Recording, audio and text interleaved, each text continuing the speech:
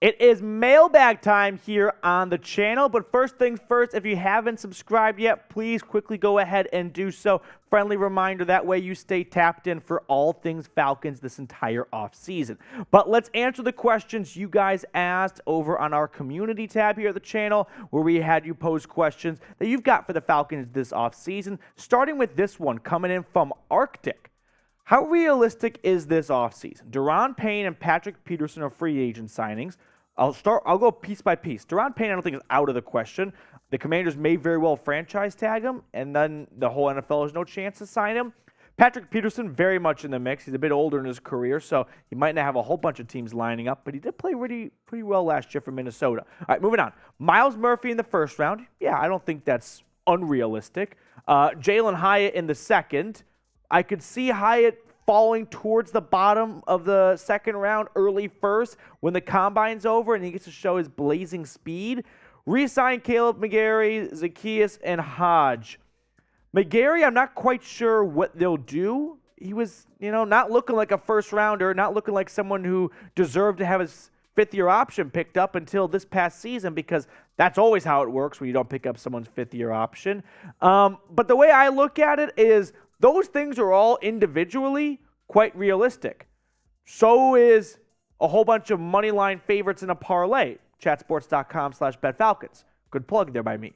But the point being is, all those things happening in the same offseason, probably a bit of a long shot to get that many, things to happen under the sun. But one or two of them, like Daron Payne or Myles Murphy or Jalin Hyatt, yeah, I don't think that's asking for too much. Thank you very much for the question, Arctic. Next question coming in from RC Plane Builder. Should the Falcons bring back the quarterback who changed the face of the Falcons franchise to support Ridder? Michael Vick wants to play? I'm just kidding. No, probably not, right? I mean, assuming you're talking about Matt Ryan here, he was bad last year, guys. That was tough to watch for sure. That was kind of old Yeller at times with the Colts. But no, I don't think that either side, well, maybe Matt Ryan will be interested if he wants to go back to his house by Lake Lanier, but probably not interested in going back that route. So I'm very interested to see if Matt Ryan ends up anywhere next year, if the Colts cut him, which they probably will, / definitely will, and if any team signs him to be an Andy Dalton type backup. All right, let's move on to our next question, though, coming in from Geo360. God forbid Desmond Ridder does not make it to the playoffs.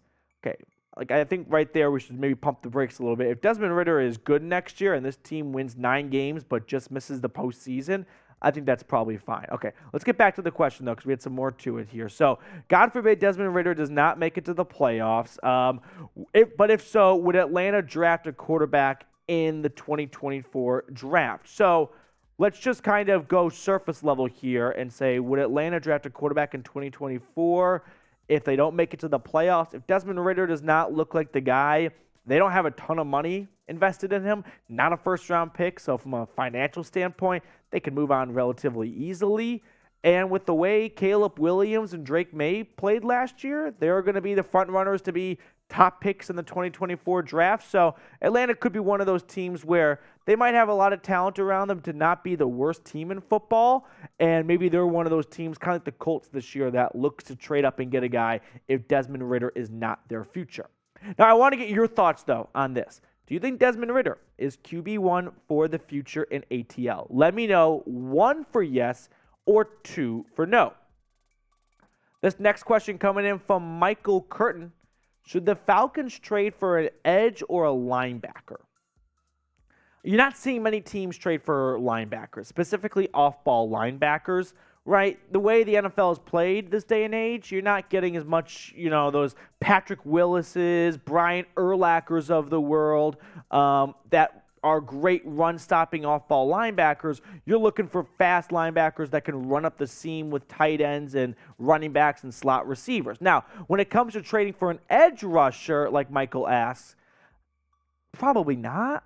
I think you'd rather just keep the draft pick and go young, not take on an edge rusher who's a bit older in his career and has a big contract, because the Falcons likely are not entering a win-now window.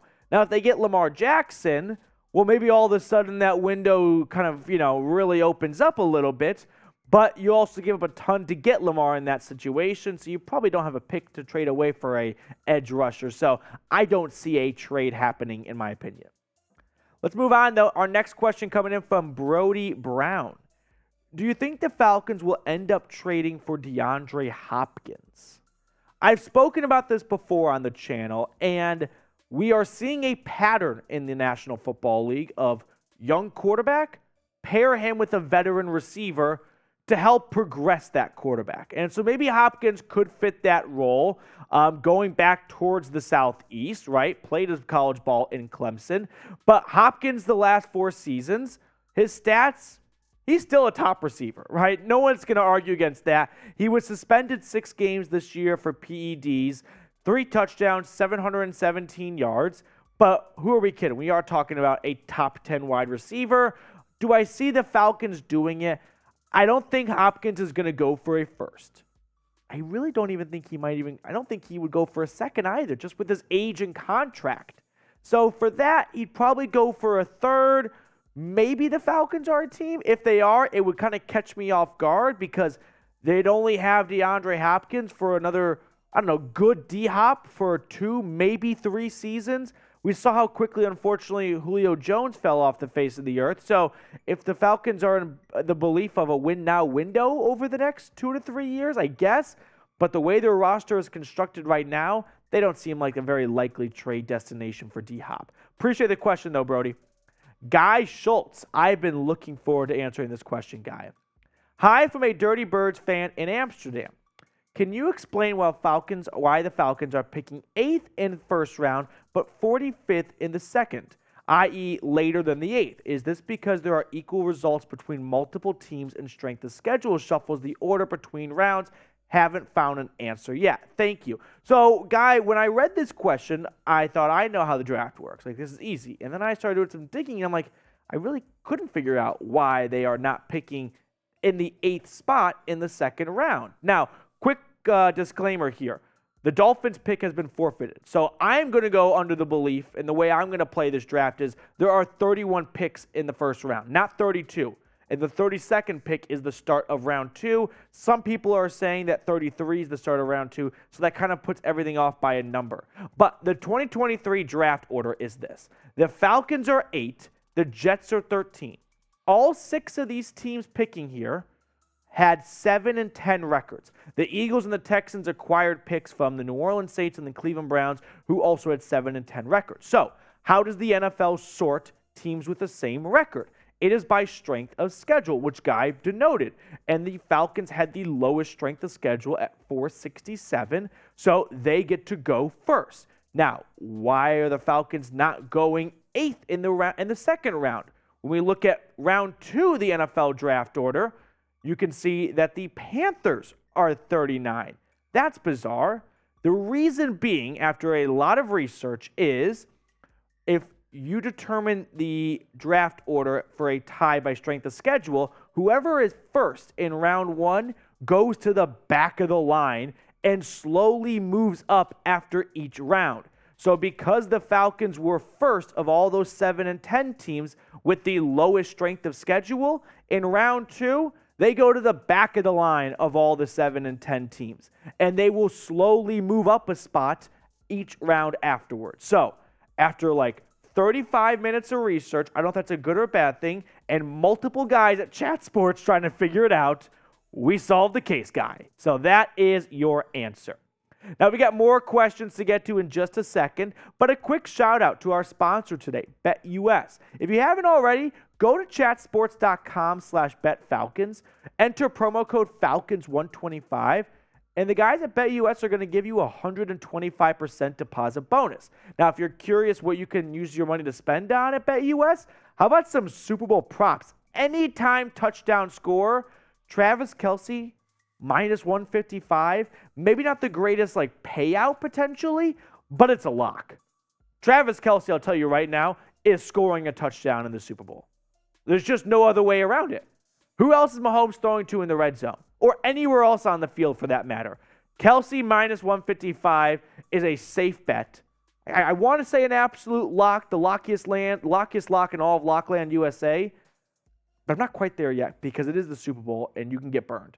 But go to chatsports.com/betfalcons. Use that promo code Falcons125 to get the 125% deposit bonus. A.J. Evans next up on the show. Is it crazy to think Tremaine Edmunds might be an option for the Falcons at linebacker? I don't think any person in free agency, or any player for that matter, is crazy. One, the Falcons have $50+ million to spend. Two, Terry Fontenot said, we are now at the stage of our rebuild where we are ready to spend some money. And so everyone is on the table right now for the Falcons, which makes this an awesome offseason for Falcons fans because there's really no position that they don't need some more guys at, right? This is a team that needs talent. They've got some good spots, but nothing is an absolute other than Chris Lindstrom at guard, for that matter, okay? So Tremaine Edmunds, though, to get back on subject, for the Buffalo Bills in 2022, I think he's one of the best playmaking linebackers in football. 102 tackles, 6 tackles for loss, a sack, an interception. He's solid against the run. He's good in the pass rush department. Tremaine Edmunds is just a baller. The dude is good at football. There's no other way to say it. So if the Falcons want to beef up their defense, Edmunds would be a great candidate to go out and get in free agency. So if we're talking about whether or not it's crazy, absolutely not. For Atlanta, this defense is looking for some sort of new leader, right? Some sort of heartbeat, a pulse to get around. And Edmunds could be that guy.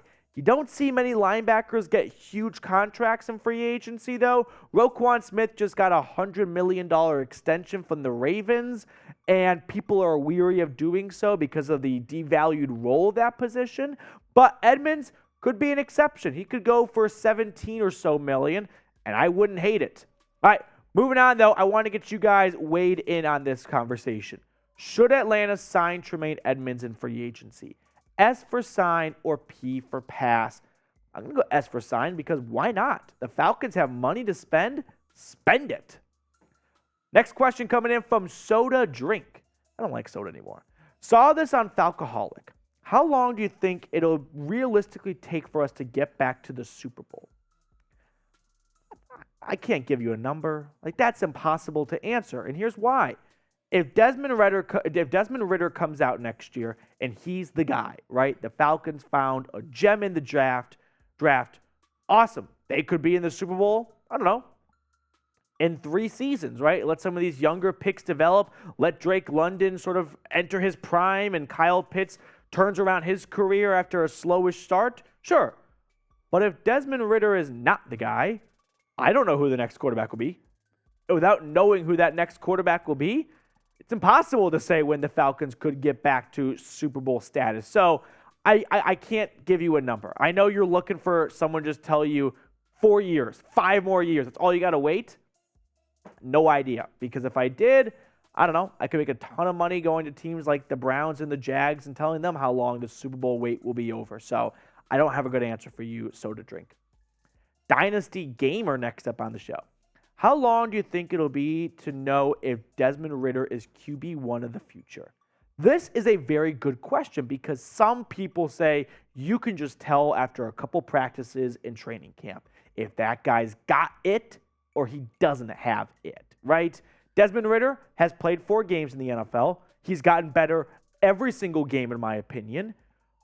I think it'll be fair to make a ruling by mid-season next year if the Falcons have a great offseason and they bring in another wide receiver and Tyler Algier starts to take off in the backfield and Kyle Pitts is unlocked instead of using him like a blocking tight end despite picking him in the 5th round and only having him run these crossing play action reads with Mariota where they had no connection downfield.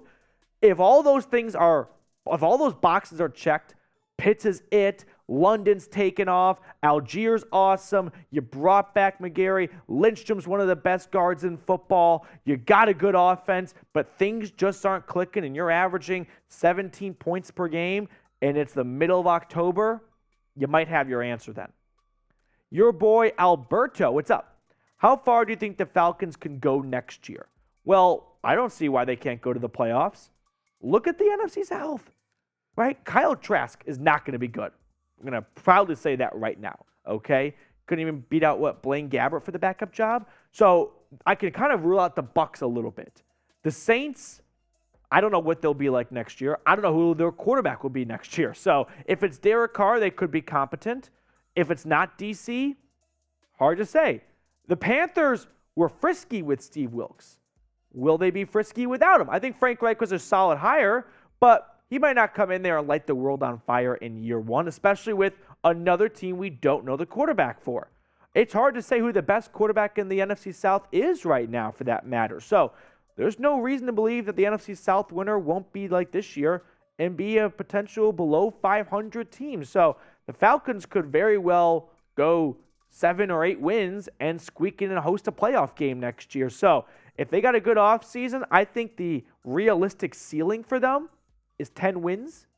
Just how bad, those 6 games in the division, you go 5-1 there because you're playing a bunch of FCS schools. Maybe you could find 5 other wins elsewhere. They had a good stretch this year until things fell apart at the end where, I think 10 wins as a ceiling is not out of the realm of possibilities. But be honest with me, do you guys think the Falcons will make the 2023 playoffs? Let me know in the comment section below, yes or no, if you think Atlanta will make the playoffs. All right, that's going to do it for us on today's show. Enjoy the rest of your weekend. We'll catch up later with more Falcons news and rumors.